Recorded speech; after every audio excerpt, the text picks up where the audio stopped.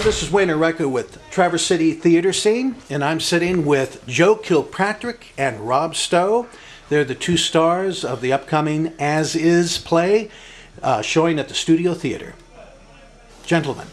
Hello. Hi. So, Joe, what's your character about? Saul is a middle-aged gentleman who is involved with a younger man who has found a new partner. So Saul, my character, is sort of left in the lurch and does not want to let go. I'm also probably one of the only people, when it's discovered that he has AIDS, I'm one of the only people that will have anything to do with him, and I don't care that he has AIDS. I love him, and it doesn't make any difference to me. He needs me, I need him, I will take care of him. So I'm sort of the caregiver of this whole thing too. Rob, tell us a little bit about the character of Rich.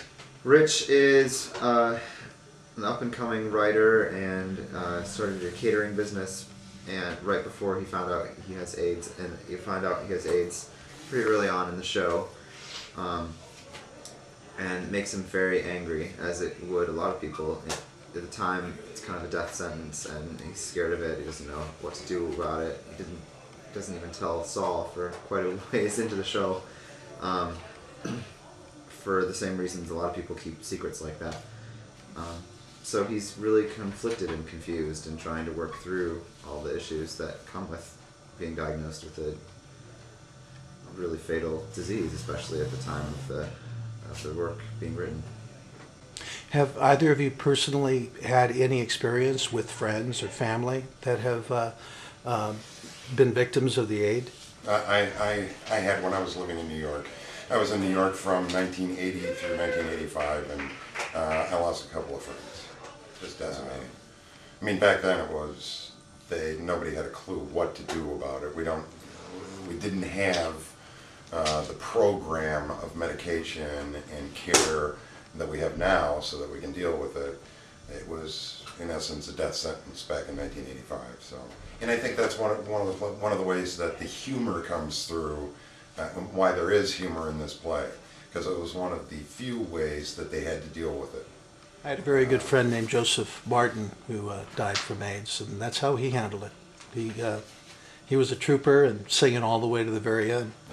I think the gay community at large in the Traverse City area will turn out in force to see it. It's an issue that it plays a part in their lives. I mean, it's not as nasty as it used to be, but it's still there. You have a pretty sizable cast. What's it like working with that many actors? It's kind of cool to see everyone's characters evolve as we go through the process, and different people have taken on several roles. And so at one moment you'll see one person play someone who is very emotionally involved and happy, and then another instant, a completely different character. So it's cool to see the number of characters that are in the show. 37, I think we counted, and with even, I think 15 we have total. So that's quite a few people playing different roles. It's cool to see. How do you feel that the audience will leave after the production's over with? What type of mood do you think that they're going to be in? Well, my hope is on a couple of different fronts. One is that they realize the enormity of this disease.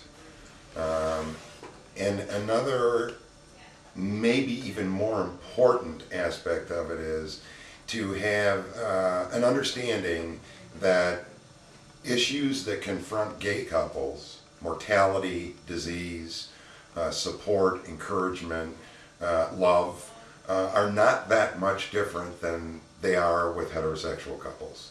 So hopefully it dispels a certain amount of fear or anxiety that people have about gay people in general, so that they leave understanding they're human beings just like the rest of us. So, when do you open? We do a benefit performance on Thursday and open to the public this coming Friday. April 6th. Yeah. Oh, no.